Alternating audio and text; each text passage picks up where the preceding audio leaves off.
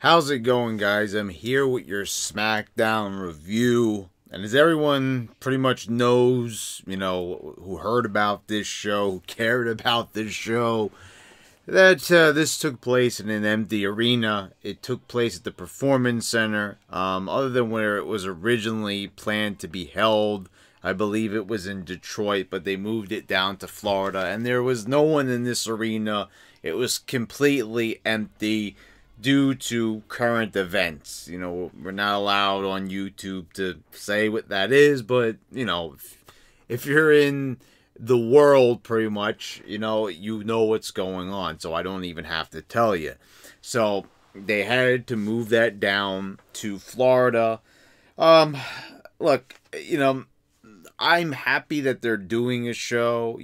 Most sporting and entertainment companies have either postponed or canceled their shows or seasons.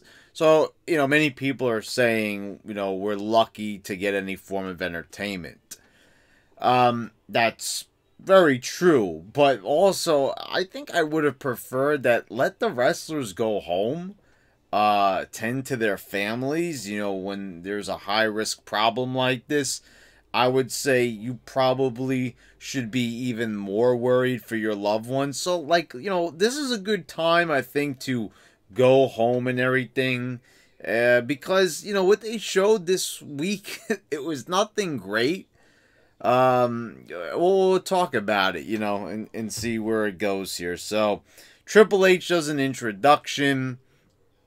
Talks about, I kind of get from this, it's we're better than everybody, everyone else is abandoning you, but the WWE here is here to entertain you.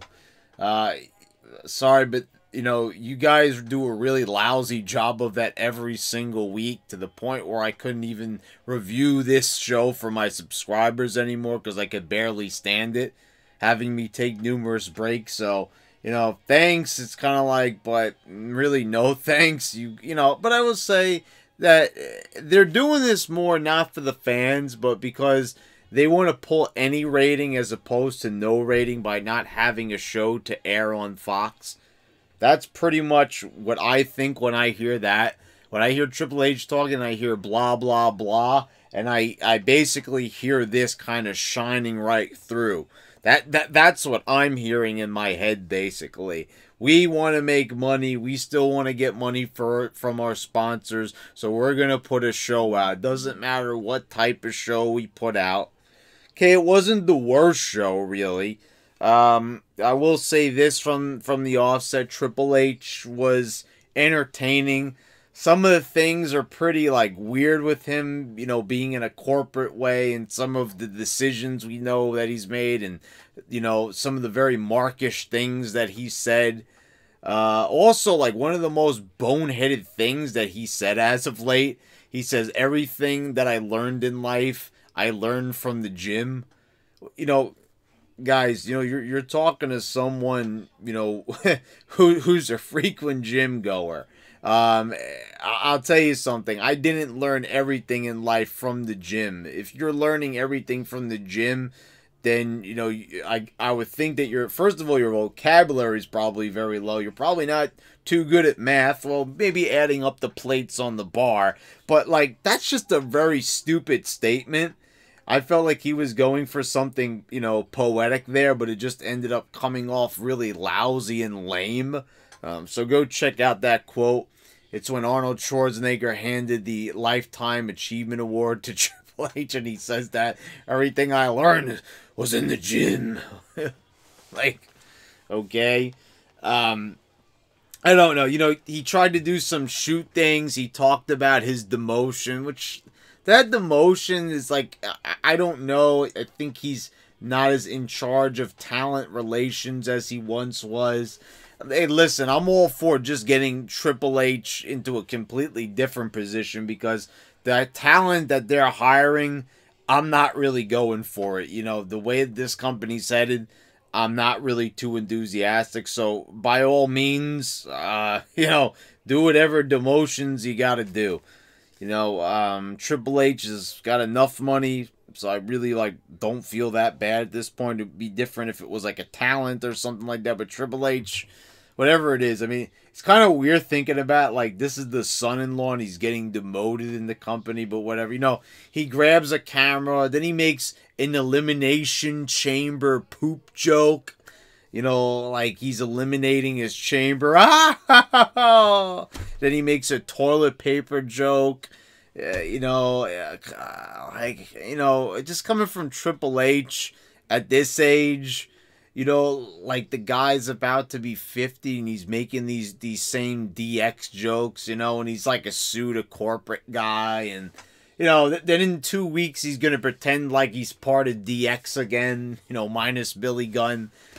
You know, this guy going back and forth, like, the cool Triple H is gone. The DX Triple H, the game Triple H, you know, the Triple H you saw in the two-man power trip, the 2000 Triple H with the great heel run, and, you know, the big return Triple H in 2002 from the quad injury. That Triple H is gone. That Triple H is dead. And that Triple H is buried. He's been rebirthed as corporate Triple H, who's not really cool. You know, he was a little funny here, you know, with the camera, you know, and trying to, you know, make a few. I'll give him that. You know, he tried to liven things up. I'll say this much. It was definitely better than having Corey Graves there. You know, I actually felt like there was a pulse. You know, Corey Graves is...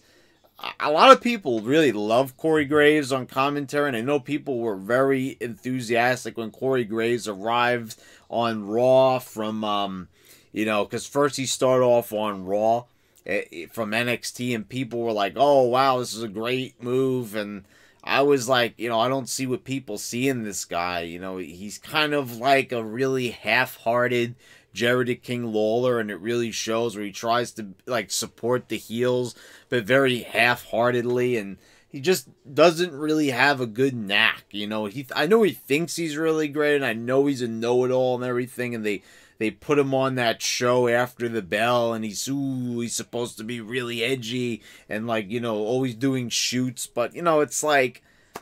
Anyway, Triple H was an improvement over that guy, so I could at least pay him that compliment.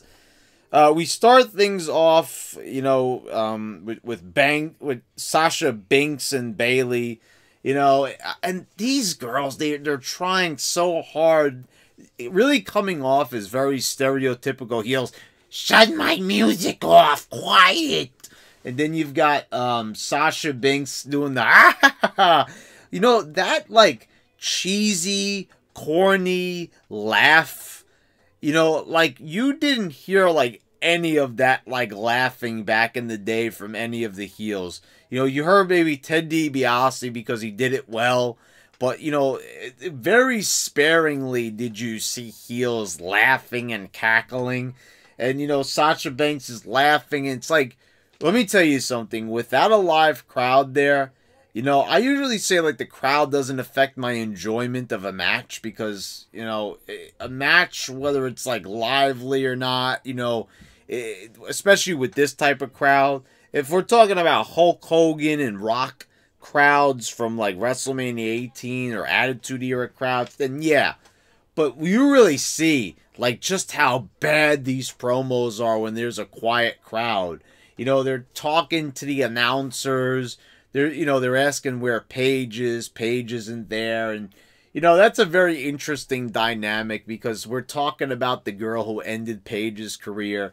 And we're seeing this, you know, Paige who's actually, like, good with promos. Okay, maybe it's annoying hearing her call everyone the baby girl and that, not, like, totally, like, she makes the, you know, baby girl her, like, jabroni, basically, like with The Rock, you know. Everyone's baby girl this, baby girl that, baby girl. You know, it's enough for her. But, you know, she's good, you know, when she cuts promos. I think she's way better than these two goofballs. So she's not there. She had travel issues, you know, because they changed the show at the last minute. That's probably something. And, you know, there's... obviously, travel stuff is going to be a little bit messed up in this country, especially. So, you know, I don't know where she's coming from, but whatever. But, like, you know, they're yelling at the announcers. And then, Nikki Cross comes out there, and, Alexa Bliss, this leads to a match, because they're saying that the tag champs are, like, hiding out on Raw. And then, Nikki does, she does, like, the old Cesaro thing, like, oh, God, just, what is her purpose here? I don't get it. She's, like, supposed to be, hee, 1 minute, then she's like, and then, like, during the match, she's, like, doing her crazy Nikki Cross sanity gimmick. It's almost like they don't know, like, it's almost like she forgot that they took away her gimmick from NXT, and that she's just going in there, and she's just, throwing everything out there. She's being the Valley girl, the goofy girl, the crazy girl. I would say that, oh, wow, this is a great schizophrenic character. But then again, it's kind of like she's just kind of confused. I don't think she knows who she's supposed to be, because she just Alexa Bliss's sidekick. There's no reason for them to be together. There's no chemistry between these girls. I've said it time and time again. Alexa Bliss is a big star. Alexa Bliss has a lot of charisma. Alexa Bliss, to me, like, I saw that in, like, 2017. I guess this is a perfect example of what Triple H said a few years ago, how there's not going to be any more John Cena's. There's not going to be any more Rocks or Stone Colds. There's not going to be anybody bigger than WWE. They're not invested in developing larger-than-life stars. And it shows, because Alexa Bliss was on the fast track to being, like, their #1 girl. And what happened? It was all stripped away from her. They had, like, Nia Jax beat her, and, Nia Jax is like, she really fell off big time. I know she got injured, and she's doing a comeback, and she's lost weight and everything, and, she's looking good. But, like, what about Alexa Bliss? She just caught up in this tag team, and, she sacrificed her body, all those concussion scares and everything like that. Well, they were more than just scares, they were concussions, but, it seemed like at one point that they were trying to, like, hide that she was seriously injured. And I think she really was at one point. I think they were hiding something, because she was out of the ring for quite some time. Like, there was a really big period where she was out of the ring for a good, like, 4 or 5 months. And remember, I was saying in my videos, I'm like, they're hiding something. She's injured. They don't want to say what it is. It was kind of like with Paige, like, they were trying to hide it as much as they could. They were trying to, like, oh, maybe, she's not that injured, but she was injured, and look what happened. They pretty much were hiding it from everybody. So, Bayley and Banks get the victory here. This was a very unfulfilling match. Like, I don't really see what the point of it is. It's like, we're wrestlers and you're wrestlers. Let's just fight. Like, nothing's on the line here. There's no reason. Like, exactly, the tag champs, they're on Raw. So it's like, so why should they even, be here? So, Asuka does an attack from behind. So there's their little lead-in. It's like, first of all, how do they not know when there's limited people in the building, as there is, that they don't know that Asuka's there? I don't know what it is, where she's just showing up at the last minute to the performance center. Like, they have no idea, like, where she is, and she just shows up at total random. I don't know. Like, there was no real reason to have this match, just to get Asuka to do the run-in, I suppose. Then we got a promo from Roman Reigns. And you know what I love about this promo? Probably more than the promo itself. I mean, I didn't love the promo, but it was a good promo from Roman Reigns. And it's a good point. When I look at Roman Reigns, I see a star. I've talked about this a number of times. And he says, who else is going to challenge Goldberg for that world championship? I said it time and time again. Nobody else is going to be a suitable main event player going into this Mania. Like I even said, The Fiend is a world champion. Going into Mania, I was like, it's not as big of a draw as Goldberg. It just isn't. Because you see that besides the whining and crying fans, that obviously there's a lot of interest in Goldberg. You know, I even saw on my Instagram fans that I know that are not like current wrestling fans liking Goldberg's picture. I see their names on there. And I'm like, oh, wow. I'm like, people like seeing Goldberg with a belt. Now, perhaps they might not go so far as to watch the shows, but they might be a little bit more inclined that if they're flipping the channels and see Goldberg on there, they might stay tuned for at least a few extra minutes to see what he's up to. It's just a good point here that, like, there are stars in this business that are over, and there's those that are not. And it really shows that, like, you know, The Fiend is over with this very small audience, the 2 million people that come back every week. But worldwide, you ask a person in the bar who hasn't watched wrestling in years who Bray Wyatt is, who The Fiend is, they're not going to know. Ask the same person who Goldberg is. I bet they'll know who he is. I bet they would have at least heard of him. The chances that anyone would have even heard of Bray Wyatt are very slim. So, it goes without saying. I could definitely see why WWE made that move. Now, whose fault is it that Bray didn't get over? That Bray wasn't ready for a Mania spot?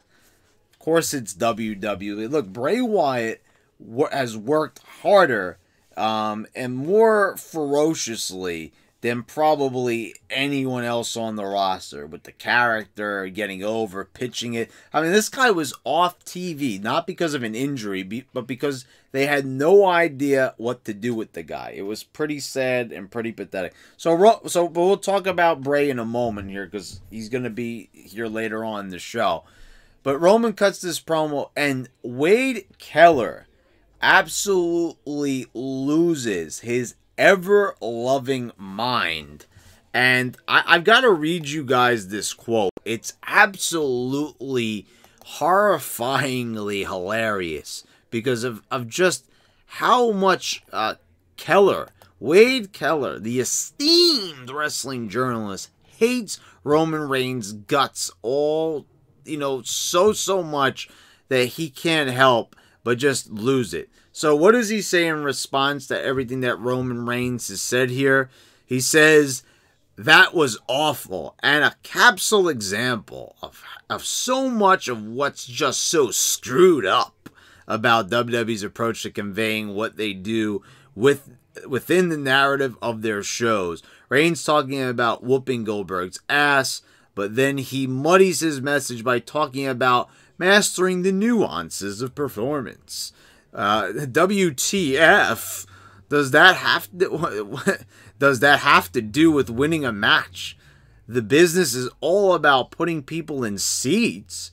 Isn't the purpose of his business to win matches within the narrative of this show? It's this incomprehensible mishmash of kayfabe and meta talk that is just so unpleasant and disengaging. Like, shut the hell up, man. You know, no one's saying that the promo was a Shakespearean masterpiece. No one's saying it's, you know, quality Stephen King next novel stuff. You know, it's not Hunter S. Thomas, like, you know, deep thinking stuff. No one said that. It's a wrestling promo, man. And it's true. Who else in this company? Would I have liked them to flesh out Roman Reigns' character more? Yes. Would I have liked to see him turn heel when the crowd was turning on him? Yes. You know, but the thing is, it's like, it wasn't bad. It wasn't great. But it wasn't awful. And I wouldn't say that it was completely disengaging and it wasn't, like, off-putting. It's like, man, like, calm down. Like, did the Roman Reigns, his promo offended you that much that you're totally losing your mind over it? Yeah, it is about putting asses in seats. Because even in the show, they're still selling tickets to the show, which, you know, which gets them paid. Not really winning the matches. Like, that's, like, a part of it. Yeah, you know, like, in the context of the show, but still, the people are coming to the show to watch it. And that was even part of it during the Attitude Era. Like, because, yeah, there was a bit more of a shoot aspect to it, where it's not like, I mean, they do talk to the crowd, right? They, in fact, they do it a little bit too much most of the time, like Bayley and Sasha, right? So they're aware of the crowd, so it's not like exactly like the crowd is invisible. Well, it is tonight, on this particular night, coincidentally. But it's, you know, Keller here is making like, oh, it's not about the crowd. It's all about the matches. No, it's not. And that's why you're completely clueless when it comes to wrestling. And you keep thinking that, all they have to do is book better matches. All they have to do is push a few different guys. No. They're not doing enough to attract enough fans outside of the hardcore, nerdy fan base that they currently have. That's the problem. That's been the problem for a very long time. And it's goofballs like Keller, goofballs like Meltzer, goofballs like Triple H that don't seem to realize that. It's a whole slew of goofballs. Backstage, Sami Zayn, Cesaro, and Nakamura think that they're getting interview time, but it's actually Jeff Hardy. Jeff Hardy steps into the frame, and he's saying it's good to be back. And, you know, once again, I look at Jeff Hardy, I see a guy that belongs. I see a guy that, you know, and this is so funny, like, Jeff Hardy was always deemed as being one of the smaller guys, but he's like 6 foot 1. You know, he's like 220 pounds. So, like, and remember when this guy was an underdog? It's like the guy actually looks like the Big Show in comparison to a lot of people like Ricochet on the roster. Like, okay, I know he's not on the roster anymore, but like Finn Balor. You know, I'm saying, like, wow, how times have changed.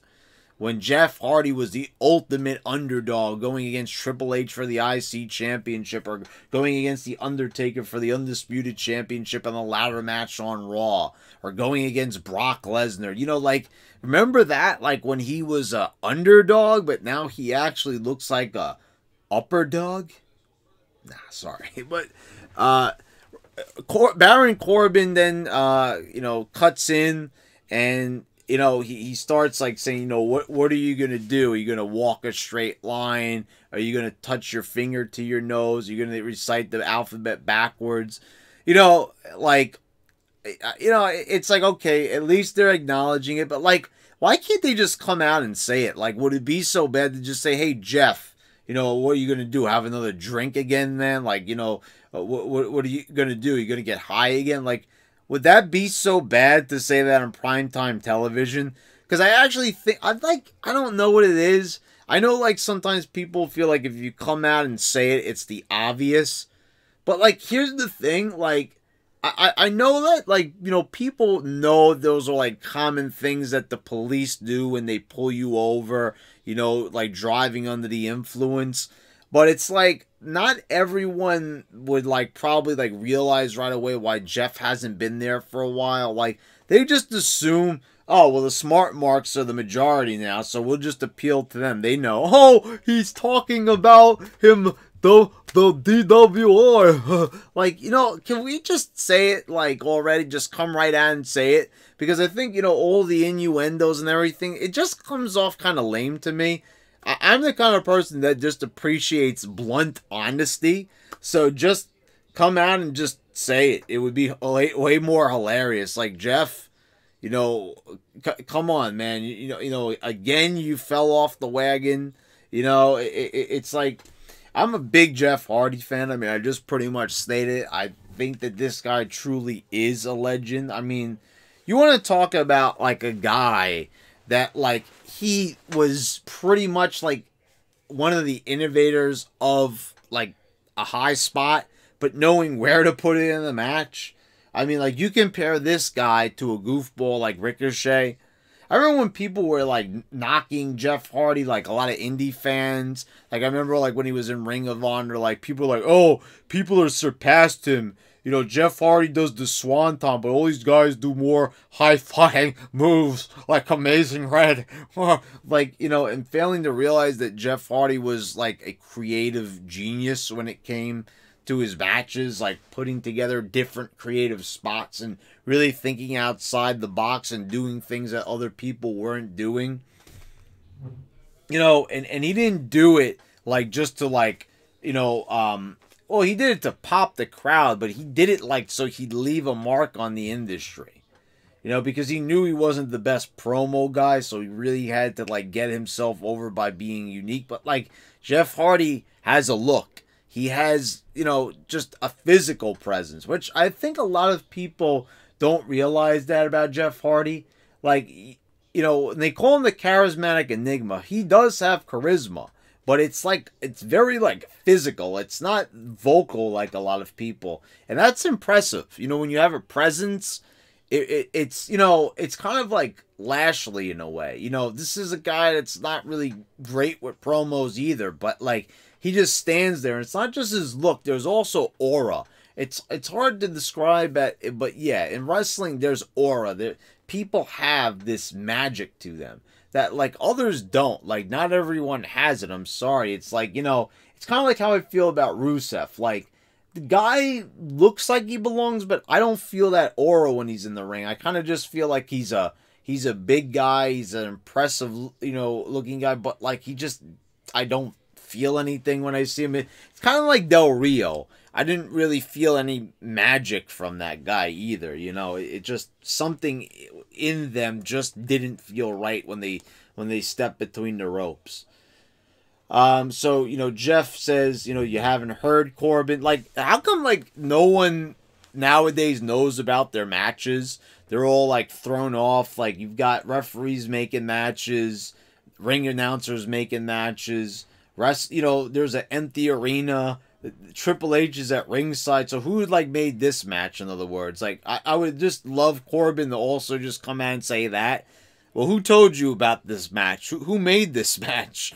You know, like how do you know about this match and I don't know about this match? Like I thought that there were contracts for matches now, right? With like Sami Zayn and all that. Like all of a sudden, all matches started having contracts and all this, and like AJ had his own contract too, you know, like we didn't actually even see that contract. So like I would say, you know, if I was Corbin, I would say like, you know, where's the contract? And that's what I'm saying also when Jeff Hardy, like Corbin, when he said they had the match, like Corbin was like upset about it, like, you know, fearing Jeff Hardy. And I was like, wow, like Corbin's actually like towering over Hardy. And, you know, something about that, like, see, that's where they should kind of bring back the underdog thing. There's really no underdog anymore. You know, even with the Ricochet Brock Lesnar thing, they kind of played it up a little bit, but not really.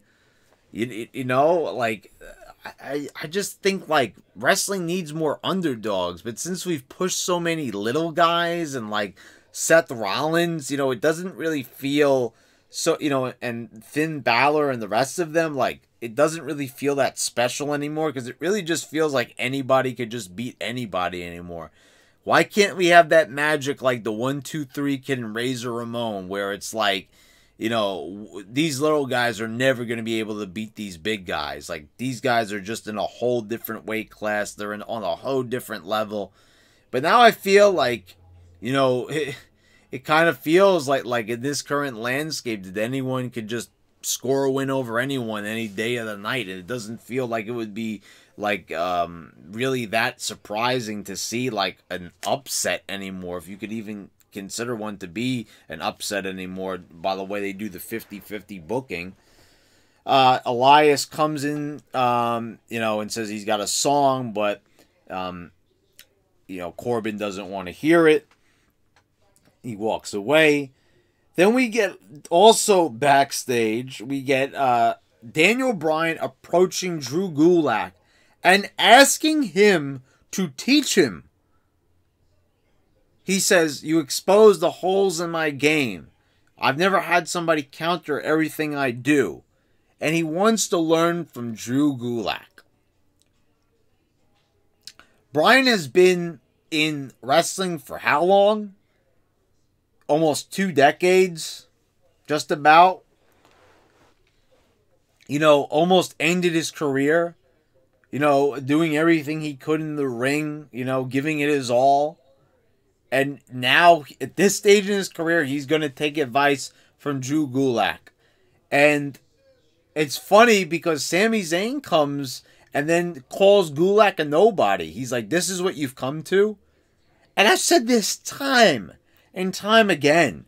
Unless you've got some amazing, meta storyline where you're going to dive deep and you're going to get into the psyche and you're going to explain why you're purposely burying your characters on screen because you have a deeper story or tale to tell. But no, it is like, yeah, Gulak is a nobody. Anyone who's not like a super 205 mark is going to pretty much agree with that. Okay, I did enjoy the Gulak match against Bryan. I thought, Gulak dumping Bryan on his head probably wasn't the wisest idea multiple times. Probably doesn't look like the safest worker. Was it an entertaining match? Yes. Do I think that Gulak has what it takes to be a long-term main roster star? No. And having him teach Daniel Bryan, like I said, Daniel Bryan beat Batista and Randy Orton in the same night, in the same match, and beat Triple H. Beat Kane. This is a guy, that has many years under his belt, wrestled many great matches, has been involved in, some pretty good moments as far as the 2010s go, which has been, probably the worst decade ever from WWE.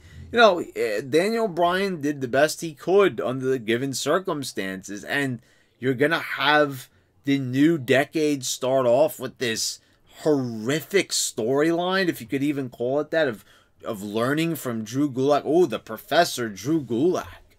Oh, this guy who could barely get on TV. This guy who doesn't even look impressive at all. Ooh, what can I learn from this guy?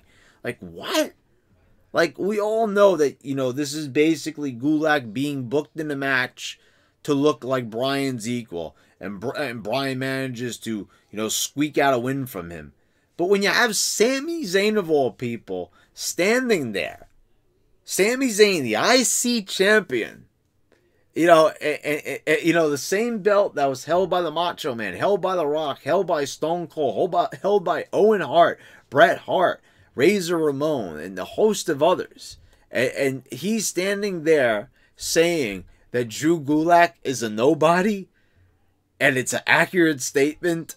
It's like, man, you just buried your product. You've buried it 6 feet, 7 feet, 8 feet deep into the ground. Can't even recover it anymore after that. And you also buried Bryan in the process, that he would even get, he says, this is what you've been reduced to. This guy came back from a career-ending injury. And this is right before Mania, the position he's in. It looks like he's going to be in a tag match, basically, with Drew Gulak, maybe on the pre-show. Like, imagine that. Bryan doesn't even get on the main show. What kind of what kind of a statement would that make, really? Then we get an entire okay, so they do a tag match here, set up for it. Then they get an entire segment of the Elimination Chamber tag match. And so they have nothing for this show. Look, I know they're limited schedule, limited staff due to rushing around and everything. I don't know why they couldn't fly more people out, with all the money that WWE has.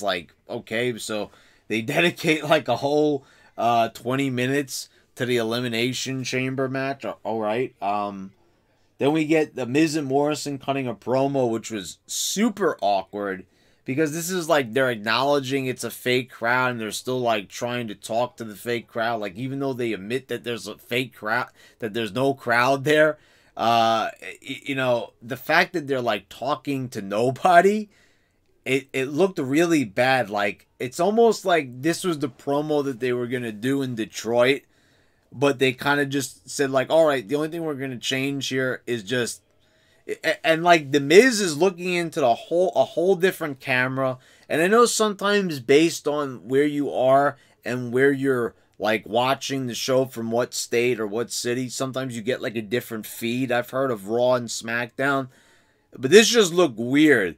Like, Morrison's looking in the right camera, so that's the feed I had. Like, let me know if on your, like, end, what did you see during this segment? Because I saw Morrison looking into that, into the camera, that was, like, over here in, like, this corner, and The Miz was, like, looking all the way, like, I think he was trying to look for that hard cam, but the hard cam really wasn't getting to him, and they weren't panning to him. Like, it just looked really weird and awkward. And this promo was, like, no one came out. It was just like a promo there where it really required some crowd interaction to, like, you know, at least kind of just let it get through without it, like, completely dying. And it, like, died. Like, whoa.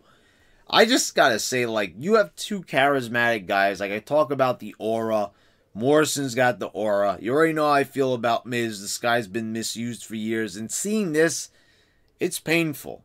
This is a waste. And, like, you know, I think it was good that they did this show because it really showed you, like, this is bad. Like, this is, like, really bad TV. And when there's no crowd there to, like, kind of make noise and try to make it feel a bit more lively and exciting, like, so, you know, even though most of the crowds are annoying and I you know, sometimes wish I could just block them out, this really shows that, like, when you have, like, bad TV and you have, like, no crowd, like, it's just really bad, terrible stuff. Sometimes I feel like I'd rather watch a mime, like, pretending he's trapped in the box than this, instead of, like, having them play to, like, a crowd that's not even there. It's like, okay. And seeing two veterans, like Miz and Morrison, like, these guys have been in the business for a while now. Morrison has traveled even more than the Miz. He's seen different crowds. He's really honed his game. You know, you can really see what, like, John Hennigan, you know, Morrison, like, he was pretty lousy on the mic when he was in Eminem. Whereas even they had Jeff Hardy cut a promo on him saying that, you know, he was like watching paint dry, like, you know, like as far as cutting promos. Like, that's like how they tried to motivate the guy to do better, and he's done so much better.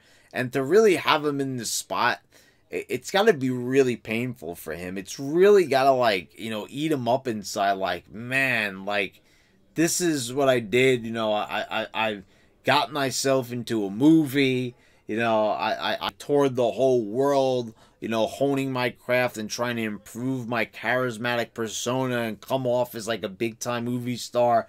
And Morrison's got that movie star appeal. He really does. In fact, he's got even more than Miz, in my opinion. Like, this is a genuine star. And they already let that slip through their fingers once when he left the company. Are you really going to do it again? You know, like, or is just this their way, once again, of punishing another wrestler? Oh, you thought you could get over elsewhere, huh? Well, now we're really going to give it to you. Like, I don't understand that. You hire somebody back out of spite. Like, I think that's what they did with Bischoff. That's obviously what they've done with Lashley. Oh, you think you could get over somewhere else? They did it with Kurt Angle, too. Oh, how dare you? How dare you? You know, like, instead of just refusing them to let them back in the company out of spite, they'd rather bring them into the company, make them look like goofs, demean them as much as they can, and then basically send them on their way whenever they're ready. You know? Like, look at Matt Hardy. Oh, so you think you could be even more over in another company? Get out of here. You know, just like... Mojo Rawley was pretty entertaining at ringside, like, trouncing all over Michael Cole. Triple H starts, like, beating on him for no reason. They were talking about Rob Gronkowski. Yeah, I said his name right. Okay. Ryan Satin works for the WWE. I didn't even know that. Ryan Satin, the dirt sheet guy. This nerdy goofball. Oh, this is Ryan Satin, guys. I finally got a job with WWE. After, like, reporting and being probably the most annoying guy on social media, somehow, some way, this little rat gets a job with WWE. I mean, holy cannoli. You gotta be kidding me. But, like, this is who they hired? You know, the things that this guy has said, and, you know, he's even, like, annoyed wrestlers, like, tweeted to wrestlers. They hate him. And they hired this guy. You could get like any former sportscaster. You could get guys with amazing voices and like, you know, the ability to really like play up to the camera. And this is who you get. You get the dirt sheet Ryan Satin.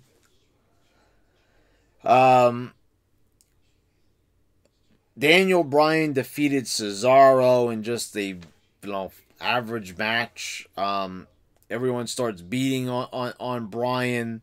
Then Gulak, joins in and tries to defend Bryan.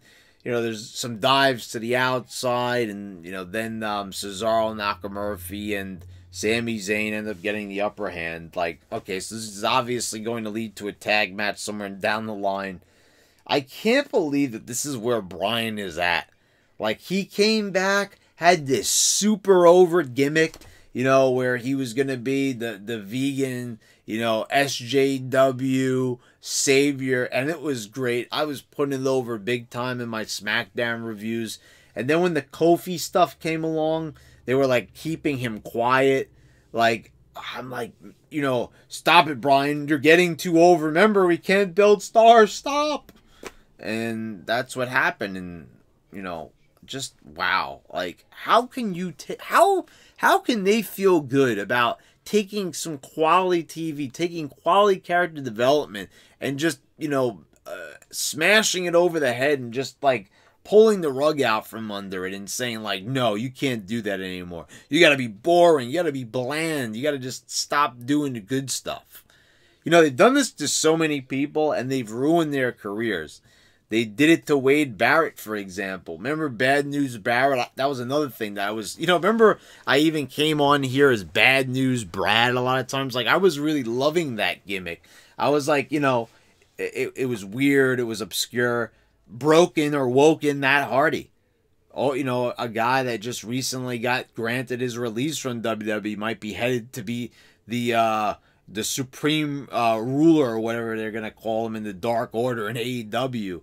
Matt Hardy showed that he, we got Bray Wyatt, again, that we're going to talk about in a little bit. All these guys proving that they're over and just, nothing. They just, like, they halt it. They say, stop, put the brakes on. We ain't doing this. It's too good. Or, like, either Vince doesn't get it or whatever the case may be. Sad. Jeff Hardy defeats Baron Corbin. Apparently, Matt Hardy has, I read on online that Matt Hardy has trademarked the Twist of Fate. Like, okay, I don't know if he's going to do anything particularly with the name of that move, but, like, now your brother can't call the move Twist of Fate. Like, the only two people in the entire wrestling business that do the Twist of Fate are the people with the last name Hardy, and that being Matt Hardy and Jeff Hardy. So how much sense does it make that Matt trademarked that? Matt seems like a nice guy. I don't want to, like, bash him too much. I'm a big fan, but I don't get it. Like, now he has to call it, not a bad name, Twist of Fury, but Twist of Fate's better. It's just a move. There's so many other problems with this company. I'm not going to get hung up on a move name. I just thought it was weird. Elias gets up on the table, starts playing a song. It distracts Corbin, which lets Jeff Hardy, hit the Swanton and, hits the Twist of Fury and the Swanton and gets the win. So, Jeff ends up getting the win. Yeah, man, Corbin's losing a lot lately. They're really, like, not having this guy look strong for someone, that's supposed to be one of their top main eventers. I will say that at least it looks like Elias is going to finally have the Mania match. I feel like from last year, Corbin beat Kurt Angle at WrestleMania. Shouldn't Corbin be in a bigger spot by now? Like, you would think, like, with a win like that, like, Corbin should be in, like, a world championship match with that kind of victory. But now we're kind of just going to have a little thrown together grudge match. Like, how is it that every year, when they get to this point, they always have to scramble to get matches? Like, there should be, like, matches, like, ready to go that they want to do, that they're excited to do, but they're like, oh my God, we got to put everything together. This is, you know, like, they realize at the last minute, oh, man, we forgot to build stars. Oh, that's right. We don't do that anymore. So they have to just, you know, call a bunch of part-timers, and they got to get people who are over because they forgot, oh, that's right, no one's over on this roster. No one's going to watch our show except for the same 2 million people. And judging by conditions, Mania is going to probably get canceled or postponed. I mean, I just don't see it. Because the thing is, you know, it's ultimately up to the governor. It's ultimately up to the state. But I'm going to tell you this right now. You know the way how Vince McMahon is. People bring up that Owen Hart situation and everything. Like, okay, I get it. Most wrestlers agreed that, like, see, that's the thing that a lot of people don't realize. A lot of the wrestlers wanted this show to go on. It wasn't just Vince. Some others disagree with that. Okay, but when it comes to, you know, the situation we're in right now, you know, Vince McMahon should be putting the talent's health as at the top of the list. You know, why take a risk? Just postpone it. It's not like you have this amazing show ready to go. Most people, if they do the show, are probably not even going to show up there. It's going to look really bad on the network. You know, like, you're just going to have empty seats there. You know, they're probably going to have, like, a WrestleMania 11 crowd, you know, like, in a big stadium. It's going to look really weird. And it's not going to come across well on the TV.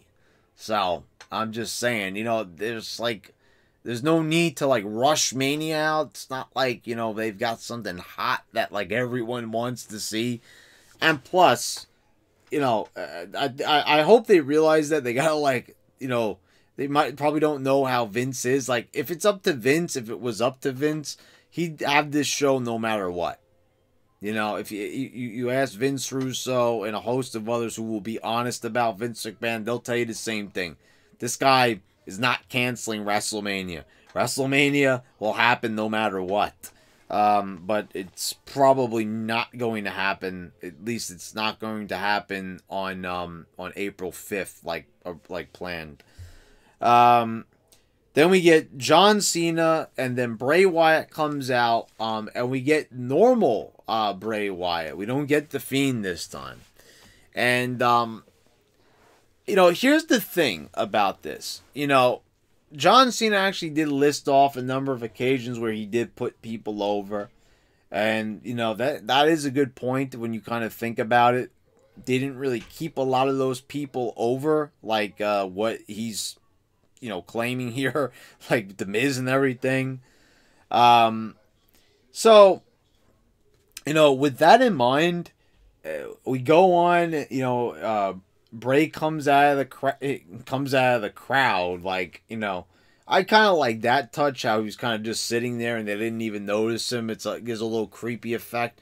So, you know, when Bray gets in there, you know, Cena says, he calls him like the most overhyped wrestler. Like, here's the thing, if Bray was over and everything, you know, it's one thing when, like, wrestlers used to, like, get into it and insult each other, but you notice, like, the Attitude Era, the Ruthless Aggression Era, besides a few choice moments, like calling Landstorm boring and stuff like that, you know, you didn't really have where they would, like, kind of shoot on wrestlers and say, like, things like that, like, you're overhyped and everything like that. And, you know, like, here's the thing.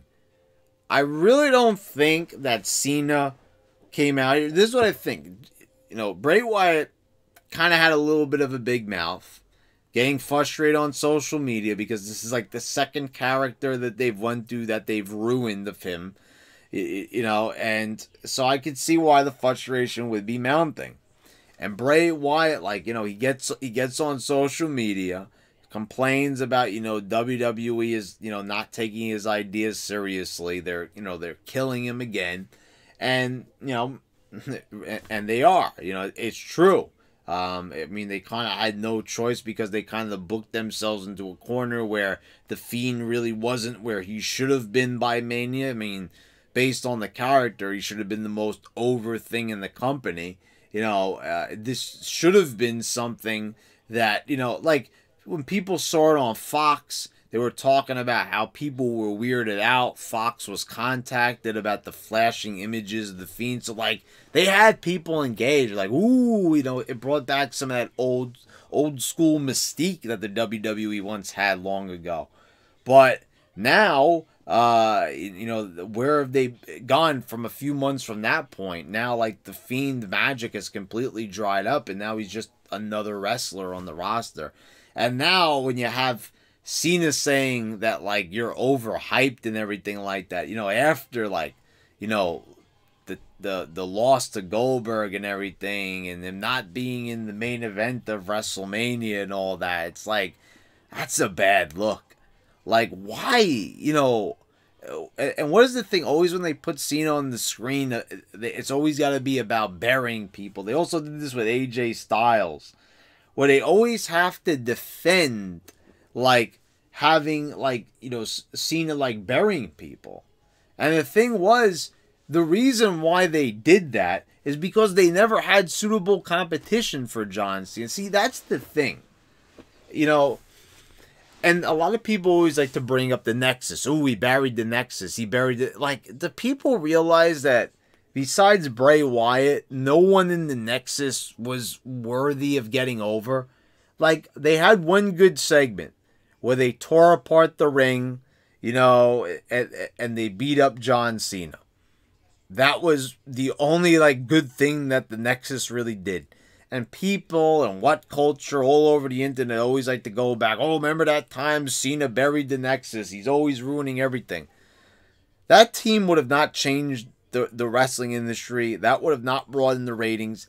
Putting the Nexus over at SummerSlam 2010 would have done jack. It would have done nothing. It would have done nothing to change the wrestling world. And how people keep on doing retrospectives of that on YouTube and constantly going back to it. Wrestling Regret always making it like, oh, the Nexus, that was the ticket right there. It was a bunch of green guys. You're talking about, like, Darren Young and a bunch of these other guys that were, like, nobodies, that were not over, and they made, like, the only guys that were truly over in there were Wade Barrett and Daniel Bryan. And then Daniel Bryan wasn't even a part of that Nexus group at that point. And, like, okay, we're not going to get into that whole thing, but it's just an example. Look, when I look back on it, the reason why they had John Cena beat so many people is because they put these people up against him, and then they never properly built them because, either it was bad booking. It's WWE once again. The same thing they're doing with Bray Wyatt. It's, again, like, you haven't given these people the opportunity. The people are showing you. There's been so many. The Miz, R-Truth, John Morrison, Ryback. The list goes on and on. Dolph Ziggler. These guys have shown you that they belong. They've shown you that they could do good. They've shown you that they're impressive and charismatic in their own ways. And each and every one of them you failed because you just buried them. You didn't give them a chance to shine. You put them in spots where they would ultimately fail. It's like, what did you expect was going to happen? So it really, like, truly when I look back in retrospect, it's almost like they had no choice but to put John Cena over the Nexus. They really had no choice but to, like, give the belt back to John Cena at certain junctures because they were always losing steam with it. And they always buried themselves. Like, going back to that with John Cena and The Miz. They even admitted on TV that was part of the storyline that, oh, The Miz is falling into the background because it's all about John Cena and The Rock. And it was true. And they wrote it into the storyline. It's like, how did they not realize when they were writing that storyline that they were minimalizing The Miz? Like, did they not realize that they were minimizing his role on TV when they were writing that all down? And the same problem still persists today. They're still doing the same garbage where people are being put on the back burner. How is that possible? I said the same thing with when it was with Bray Wyatt as the Fiend, I said, how can you make a world champion and put him on the back burner? How could you make like this guy barely even matters? Somehow they did. You know, they've done this constantly with so many different people. It's almost unbelievable. Well, guys, you know, there's your show. There's your review. I hope you all enjoyed it. Please subscribe if you haven't already. Click the bell so you get all the notifications when I post all my new videos. And guys, I'll see you next time.